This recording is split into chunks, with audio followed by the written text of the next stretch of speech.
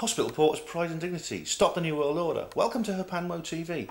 Now, the last speaker of the evening, yesterday, was Grant Cameron, back for a second appearance. Yeah, he's the keynote speaker. Grant Cameron Part 2, and this time he really went into depth about, many of you might have heard of the Chase Brandon case. He came out recently, he says, found a box in Langley in the CIA, and it was all about Roswell. Now, what Grant Cameron was saying is, none of these CIA guys will ever be allowed to tell you exactly what's going on, because they're predisposed to have signed these Secrets Act and stuff like that. So they're not going to break the law, basically. Grant Cameron says there's no American official that's prepared to break the law. So what they do instead is kind of like play these kind of games where they'll release something like Chase Brandon's done. I found a box with the Roswell stuff. Now, Chase Brandon's wrote a book called it's about the Roswell incident, but it's fact woven to fiction. Now, in an interview, he says if you just read it and read the lines, it's a very entertaining book. But if you want to read between the lines, I'm sure you'll get something else out of it. No. Which is really revealing, But Grant Cameron saying they can't tell you. Now, they can tell you there was an incident at Roswell. They can't tell you the shape of the craft, what the aliens look like, or anything like that. So they're dropping these. Grant Cameron's, the crux of his story, the crux of his lecture was that they want to tell you what's going on. They actually want you to know what's going on, but they can't turn around and say, yeah, it was a great alien with its head was about half meter across by a meter high, had on a silver set. They can't release any of the detail, but they can tell you what happened in story form. You can read between the lines. Well, that's an interesting idea, because we've had a lot of basically what Grant was saying here was very similar in a way to what Andrew Johnson was saying at the beginning of the conference. He was warning us to beware of this information that comes out through alternative sources. We need to be wary of that. Particularly the CIA, but I bet there's not a ufologist amongst you who actually trusts the CIA. Oh, I know. Well, look, my T-shirt says it all, really, doesn't it? You know. But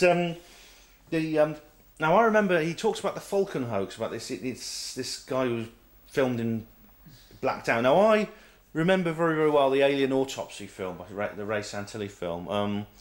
It was very good because they created a film which they swore was genuine. Then when it was proved not to be genuine, they fell back and said, it's a reconstruction of an original film we made. Now they've come out a bit more because they've said there's a book written by Philip Mantle about this, which is very, very interesting.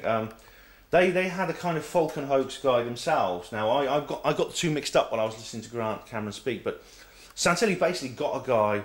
They found a homeless man just living on the streets. It turns out he was 10 or 20 years before he'd been a quite sort of semi-famous actor in Hollywood, and he'd sort of come on bad times and had lost his home and everything. And they paid him. They said, well, do you want to do another acting role? And he's, we'll give you some money, you can get yourself back on your feet. And of course he said yes. And he played this secret insider talking about Roswell. He says, I was the Roswell cameraman.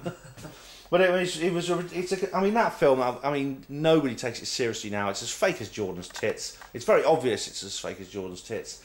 Despite the claims of the skeptics, very, very few people take it seriously. And then have. Yeah. But there's an irony actually, because they made a film about it, a movie with Ant and Dec, famous Jane Santilli and Gary Shewfield, and the special effects man they used to design the props in the Alien Autopsy movie with Dan and Dec was the same one that Santilli employed to design the set in his film, his secret viral film. Definitely some disinformation going on. But and one of the guys involved was one of the designers of Max Headroom. I can't remember his name. But I can't remember his name, but I remember reading that when he flashed the news article up and.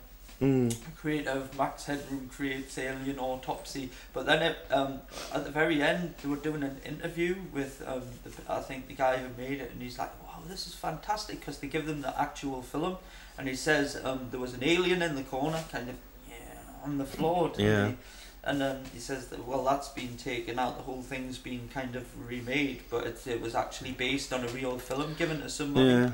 And the CIA, I mean, he bought Robbie Graham, and you might remember Robbie Graham from last year. Yeah, very interesting guy. Very interesting. Yeah, he's doing a PhD on UFOs in Hollywood or something to that effect. And now Robbie Graham's been round, and he's found out that the CIA actually funded some documentaries back in the 1970s and the 80s. I think UFO the Motion Picture was the first one they touted, and again they released some film footage, but it was just a footage of a white light kind of thing. I don't know how that's happened. Oh, sorry, just mute the television.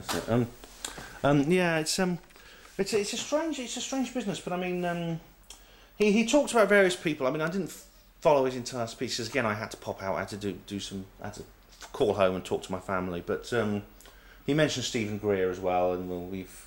Yeah, I think we've been through Stephen Greer. Basically, as with Andrew Johnson, he's saying be careful about who you trust. Yeah, even in the alternative, because they're going to get in when you know they're not going to leave the alternative media alone. They're going to try and get inside it and control that too, like they do the mainstream. But I think we're going to have to. I think we're going to have to leave it there. Yes, just remains to be said that don't trust everything you read. And Chase Brandon, I mean, he's a very interesting character. He was a clandestine CIA agent for I think 25 years, and apparently clandestine means he lied and stole for the US government. And he's a phenomenologist. He's a phenomenologist, yeah, which is a word that the CIA use that encompasses everything I think we talked about. Yeah, its official term is just the study of new scientific data, but of course, if the CIA apparently use it as code. Yeah, it's cool for the CIA, and like I say, it just remains to be seen. I'm very interested to read Chase Brandon's book about Roswell now, because I'll certainly be reading between the lines and find out what really happened in Roswell. But we all know something did happen in Roswell. Yeah, and it's I think it's the fact that there's a lot of effort to keep quiet the curiosity about Roswell. Well, Richard, I think we're going to have to leave our That's it. there. Okay. But thank you very much, Richard Wright. See you next time. Yeah, for being the other half of my platonic dialogue. Once again, like you were at the last conference. Yeah. And, well, we are going to be back for future conferences, and there'll be other reportages. There's the AMASH conference coming up at the end of the month, so look forward to that. And thank you for watching this. There'll be a little bit more to come. I'm not finished yet. Hospital Porters, Pride and Dignity, Stop the New World Order.